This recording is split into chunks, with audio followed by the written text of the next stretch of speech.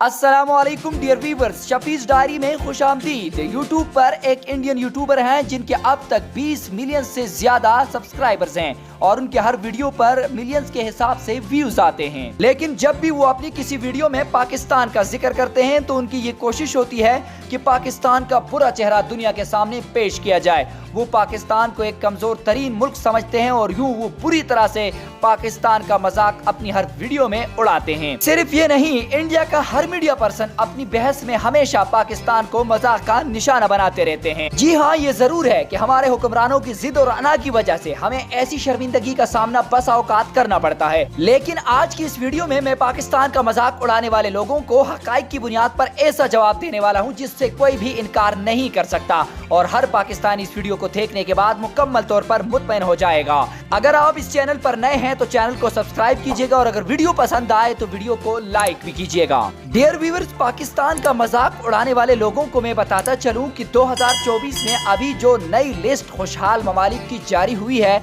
उसमें आपका नंबर 126 है और हमारा नंबर 108 है। यानी खुशहाली में हम आपसे 18 दर्जे बेहतर हैं और आप हमसे 18 दर्जे नीचे हैं। यानी आप हमसे 18 दर्जे ज्यादा परेशान हैं। तो यही वजह है कि आप अपनी परेशानी का भड़ास निकालकर पाकिस्तान को हमेशा तनकीद का निशाना बनाते रहते हैं। आपने खामखा हमें श्रीलंका समझा हुआ है। जनाब, आप गलत फहमी में हैं। हम में और श्रीलंका में बहुत बड़ा फर्क है। हमें अल्लाह ने कुदरती वसाइल से नवाजा है, हमें अल्लाह ने अपनी नेमतों से नवाजा है। वो अलग बात है कि हमने इन नेमतों की कदर नहीं की।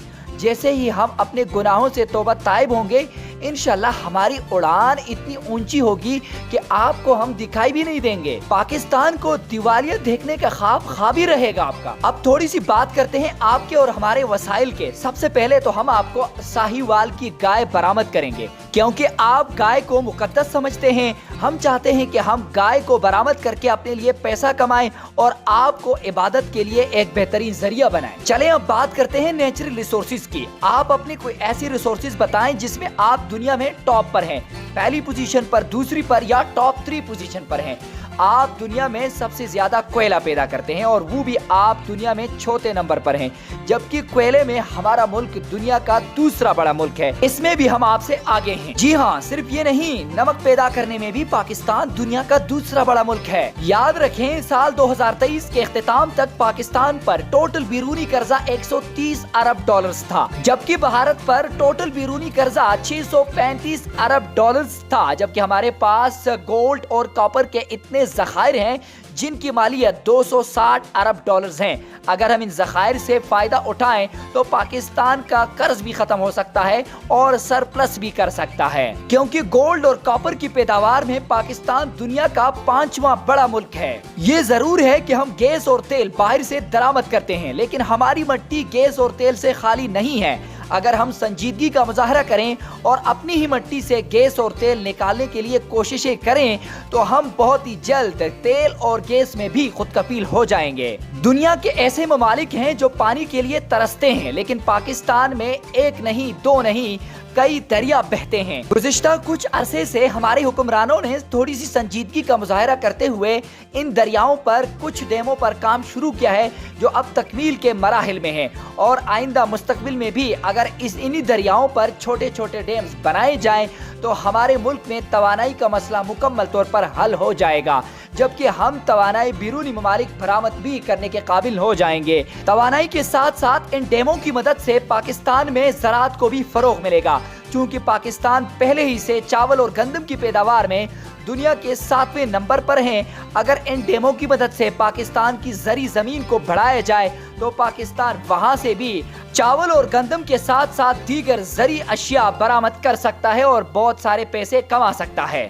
बात करें पाकिस्तान के जोग्राफियाई अहमियत की तो दुनिया न चाहते हुए भी पाकिस्तान को जोग्राफियाई लिहाज से अहम करार दे रहा है और यही वजह है कि चीन जैसा मुल्क पाकिस्तान की जोग्राफियाई अहमियत को मद्देनजर रखते हुए यहाँ बहुत बड़ी इन्वेस्टमेंट कर रहा है, जिससे इंडिया को बहुत जलन होती है। पाकिस्तान के जुनूब में समंदर है जिसको गर्म पानियों का समंदर कहा जाता है, और इन गर्म पानियों तक पहुँचने के लिए दुनिया अरबों डॉलर्स खर्च करती है, जबकि पाकिस्तान को अल्लाह ने ये मुफ्त में अता किया है। और यही वजह है कि गवादर की बंदरगाह मुस्तकबिल करीब में दुनिया की बड़ी बंदरगाहों में एक बंदरगाह बनने जा रही है, जबकि बलोचिस्तान के साहिल से पाकिस्तान 40,000 मेगावाट बिजली भी पैदा कर सकता है। अगर बलोचिस्तान के साहिल से ये बिजली पैदा होती है तो मुस्तकबिल में पाकिस्तान दूसरे ममालिक को बिजली बरामद करेगा। वतन अजीज पाकिस्तान को अल्लाह ने 4 मौसमों से नवाजा है। अगर इसी नेमत को थोड़ी सी तवज्जो दी जाए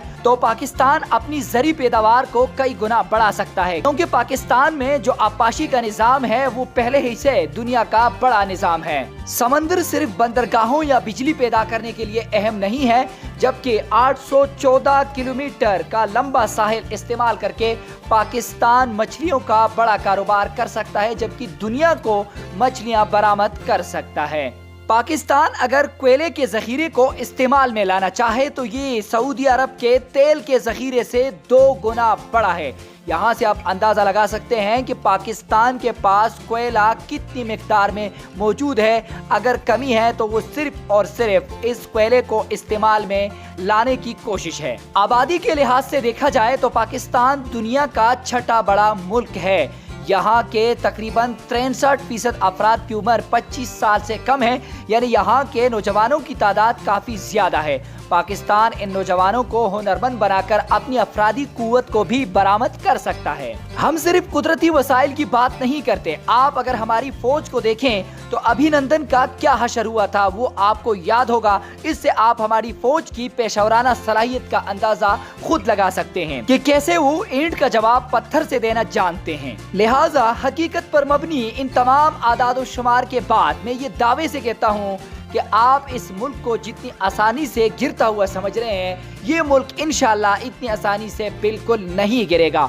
और आपके लिए तो गालिब का वो शेर याद आता है कि हमको मालूम है जन्नत की हकीकत, लेकिन दिल के बहलाने को गालिब ये ख्याल अच्छा है। आखिर में अपने सियासतदानों और ब्यूरोक्रेट से ये गुजारिश करता हूँ कि इस मुल्क को आपकी पूरी तवज्जो नहीं, थोड़ी सी तवज्जो की ज़रूरत है। आप थोड़ी सी तवज्जो भी इस मुल्क को देंगे तो ये मुल्क इतना आगे जाएगा कि इंडिया जैसे मजाक उड़ाने वाले ममालिक को ये दूरबीन में भी नजर नहीं आएगा। अगर ये वीडियो आपको पसंद आई है तो वीडियो को लाइक करें, शेयर करें, और अगर आपने सब्सक्राइब नहीं किया तो शफीज डायरी को अभी सब्सक्राइब करें।